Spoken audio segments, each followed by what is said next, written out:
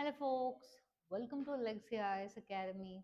In this video, we will be analyzing how polity paper was from your 2026 GS paper 1 prelims. The first and foremost, if we have to analyze your prelims paper 2026, then we have to just look into how your previous years was. See, considerably UPSC changing the type of questions or the expectations of questions is the change in that is not a new thing. We have expected that. For example, if you see based on 2023, right, the way the questions were asked was considerably different. As in a lot of statement type questions where elimination based became very difficult to do, where you had to be aware of all the statements in order to pick out the answer. So similarly is this 2026 prelims paper, specifically from polity also we will be discussing, overall paper also we will be discussing. In this we will not be discussing the answers, what is right or wrong. We have already did a separate video on that. This is just to analyze as to how the questions are taken, how should you go ahead in preparation, keeping this also in mind. So yes, 2026, no one expected it will be for 2026, but a change in the type of questions, change in the pattern, all this is expected from UPSC. Understanding? So let's see how the analysis of paper is. First, let's see how your questions in your polity, or let's say first we'll discuss overall general, then we will speak polity specific. However, the question in general from your UPSC 2026, if we see, we can rank based on the questions, which area pe what questions they have asked. Large number in the entire question paper, if you're going to take about, the highest priority chunk was given to your current affair based questions. Okay. Almost 33% of weightage went to your pure current affairs. So students who have been very much focused on your newspaper reading, PIB analysis, right? So this would help them. But also another such issue is your memory, okay, is not the one that will save you in current affair. Also, the questions, the way they have asked.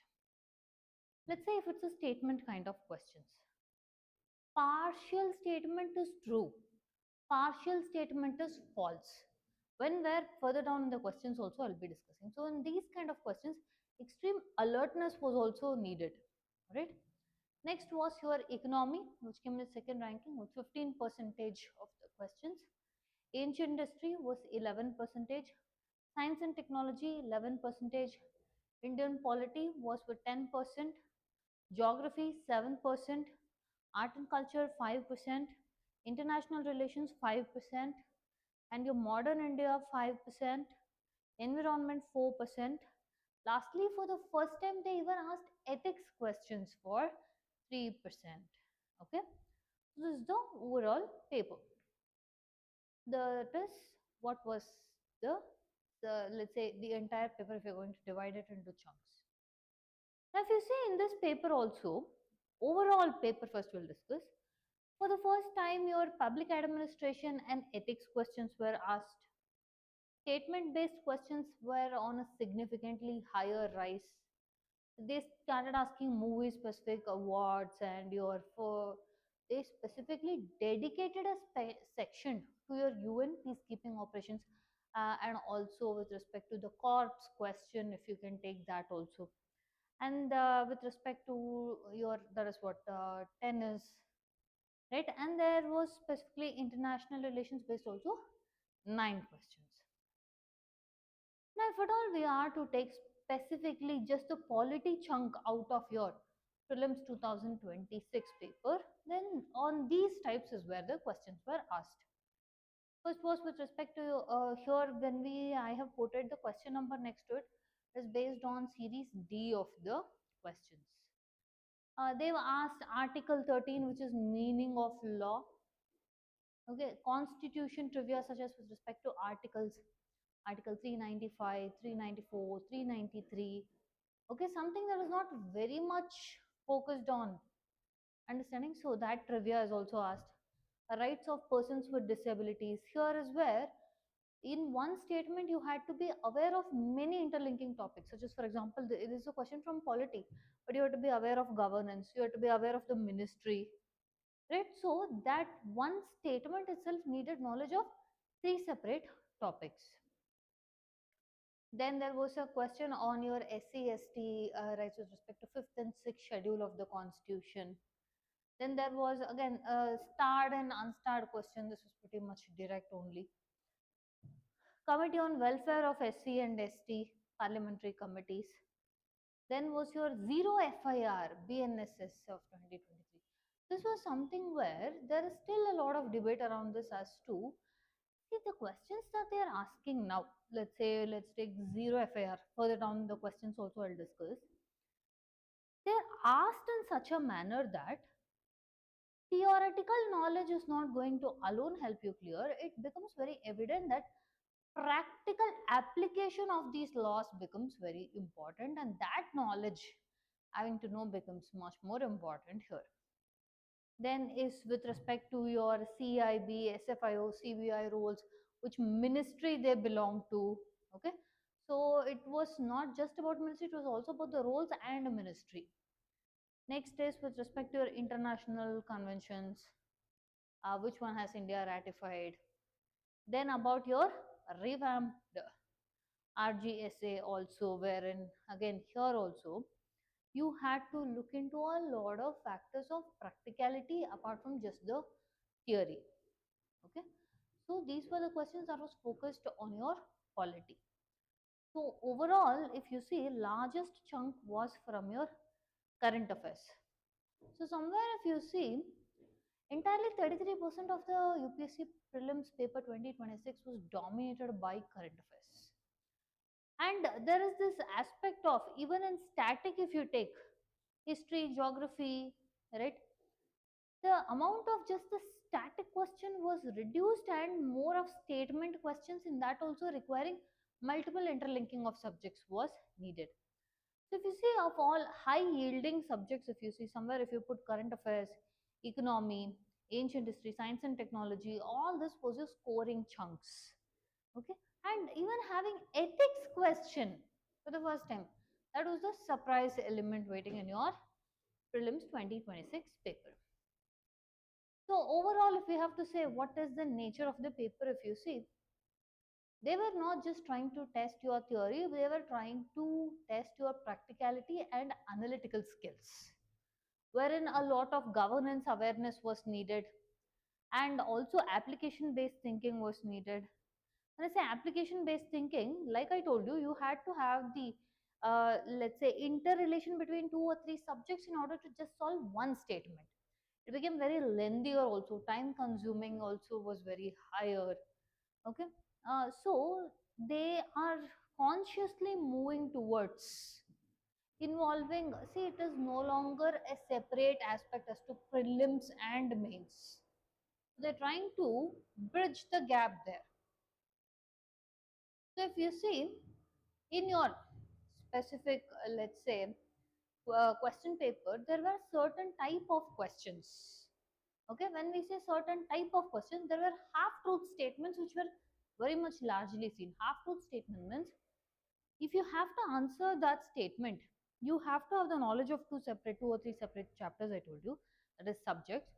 And in that also there is half-truth, partial truth and partial incorrect. So you have to deduce both those. That also we will be discussing furthermore. And the traps were prepared in such a manner that even well prepared students would find it very difficult to navigate between these things. Okay, this tested a lot of patience for the students to let's say in a very critical mode. All right, there is time constraint, there is also the fact where there was lot of statement questions, and there is another issue of having to interlink so many chapters, so many subjects in just for one question. Okay, so from polity we've had 9 questions, largely focusing on your schedule K, schedule tribes, fundamental rights, all of those. If you see the amount of questions compared to previous year, it has been less in your 2026 than your previous years. And also the type of questions that they have asked from polity also has become very drastically different. Once we discuss the question, we will be seeing. So there is no doubt in telling that this paper tested the patient's analytical reading and conceptual clarity. As to when we say conceptual clarity, just vague remembering of the topic was of no use, or just some theoretical factors again did not prove of any advantage here. So the decision under uncertainty became a very important aspect. Now let's see, okay, look into few of the questions and see how and all they have asked this question. Okay, look at this. X, this X type of questions became many. X was addressing a seminar on the meaning of the term law as provided under Article Part 30, Part 3 of the Constitution of India. X explained that the meaning of the term law in the Constitution of India was very comprehensive. It included orders, ordinances, and even rules and regulations. So, in simpler sense, if you see in this question, all they are trying to ask is what does Article 13 definition of law include? Okay, just to come to that, we have to wait until the end. So, it's a very pretty big question. Because again, why pointed out that the term law in Article 13 also included custom or usage having in the territory of India the force of law, to which X was not convinced. So in this question they are trying to ask aspects simple, they could have just gone for definition of law. Just this one statement was an entire question. In that, if you look at the answers also, X interpretation of this is also correct. Y interpretation of this is also correct. And in the statement also, if you see, X is correct in the interpretation of law. The Y interpretation of law is not correct. Views of both are correct, and including the view of non-inclusion of custom. So you had to wait for a minute. Like let's say we usually have the standard time that this is the point of time where I have to answer this question. It crosses that for a simple definition of law question. Okay, like I said, we will not be discussing any answers. We have already discussed that in another video. Now, another question. Consider the following statement with respect to Constitution of India. This is where we are largely seeing your constitutional trivia facts. This has become. There is no article in the Constitution that specifies Constitution will be called Constitution of India. Again, look at this. No article in the Constitution specifies that India Independence Act, Government of India Act stand repealed. Again, third one, no article in the Constitution of India mentions 26 January 1950 is the commencement of the Constitution. Now, they have specifically asked you trivia facts, and if you see the answers also, all three statements are correct. There is no correct statement. There are two correct statements that include statement 3. See these kind of things. Telling that there is 3 correct and something else also correct. And there is only one correct statement, so which requires you to be sure of all the statements. The elimination tactics has been the like let's say 2 and 3, the earlier versions has been completely drastically reduced here, which makes you to be aware of all three of these statements in order to answer a statement kind of question. Next, look at this. Which of the following with regards to persons with disabilities in India is correct?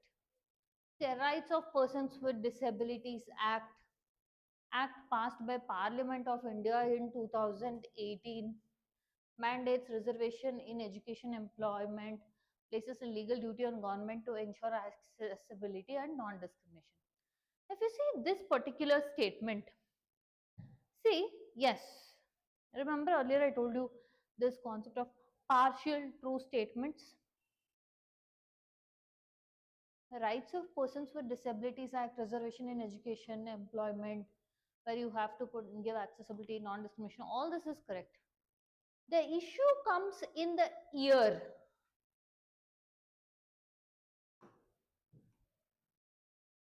that much of specificality, okay?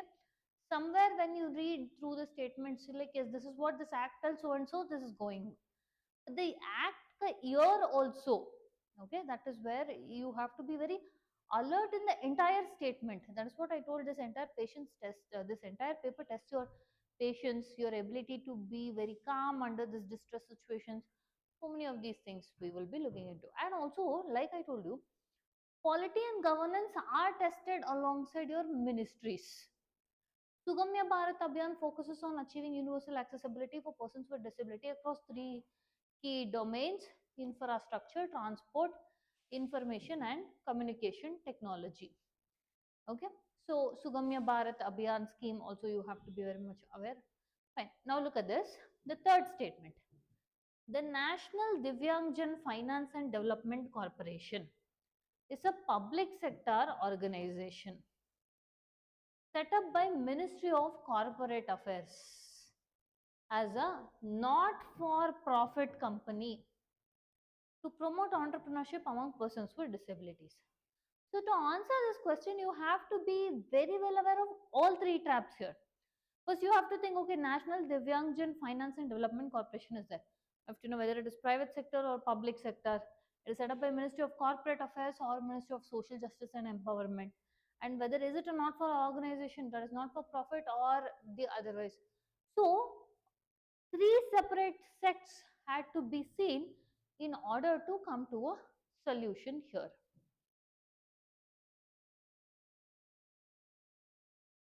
Next, if you see, consider the following statement about provisions pertaining to the scheduled caste and scheduled tribes in India. Provisions regarding administration of tribal areas in state of Assam, Meghalaya, Mizoram, Manipur, Tripura, all these things is given in fifth schedule. Okay, this you can somehow tell that, okay, it's pretty much straightforward. Okay, it doesn't come under the fifth schedule, it's sixth schedule. So the schedules is what we are discussing here. Now then second and third part, look at this. Some tribes of India are entitled from exemption of income tax. So you have to be aware of your IT Act also. Yes. The Constitution of India provides for reservation of seats in panchayats for women. Again, this 33% reservation, all these things.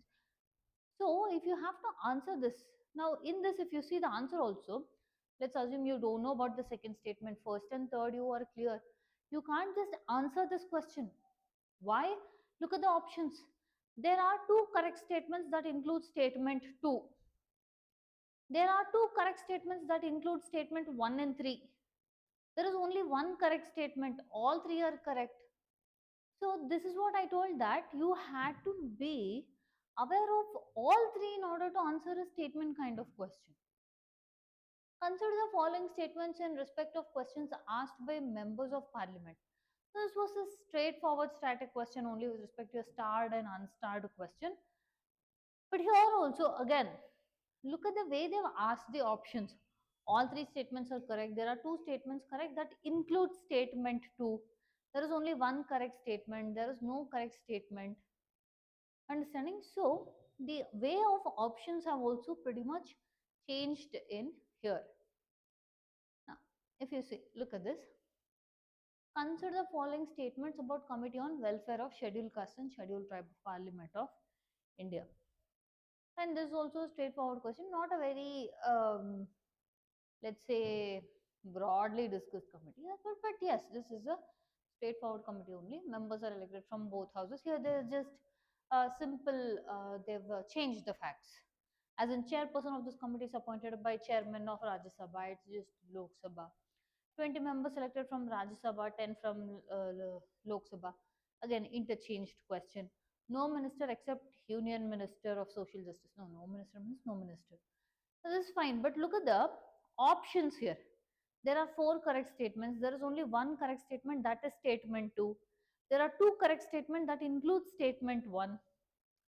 So just in the options itself, the changes makes it much more, your statement questions getting escalated to the next level. Next, this is one of another question where they are, remember I told you the practicality aspect or the administration part is where they are focusing.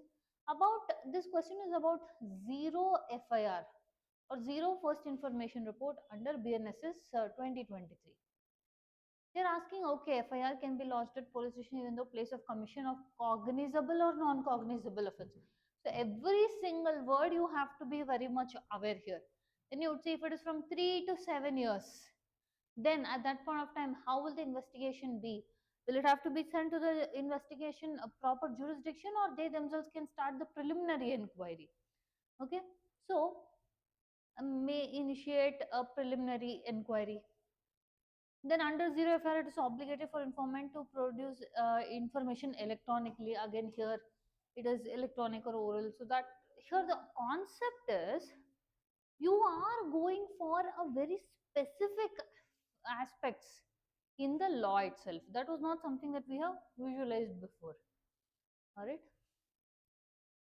Next, they have asked this question like a match the following questions. When it will match the following question, they've given an organization, function, as well as union ministry also. Okay, now like let's say Central Economic Intelligence Bureau means to coordinate between various law enforcement agency, Ministry of Home Affairs again. So you have to be aware of the body, the work, and the ministry. It comes under Ministry of Finance, all the Serious Fraud Investigation Office, corporate frauds, CBI, again to preserve values in public life, ensure. So you have to be aware of function as well as ministry. Here the issues were only with ministry. Okay. In this also, if you see the option, in how many of the above rows are the given details correctly matched? First row, second row, third row. Okay.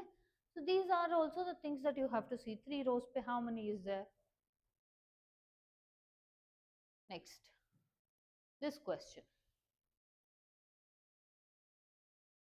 Which of the following statement with respect to revamped Rashtriya Gram Swaraj Abhiyan is correct?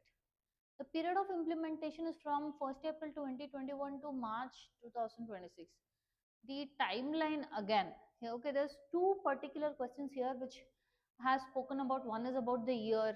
Okay, this one is about also the new implementation here. It's more like this much of detail you would largely see in your state examinations.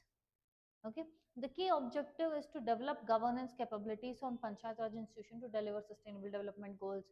Share of central funding of RGSA is 100% for all states. So you had to be very much aware of your timeline, years. This was something that was new. Usually that was not something that focus was very highly on. Understanding? So these type of questions is what we were met with. So if you see overall what is the polity paper, it was moderate to difficult.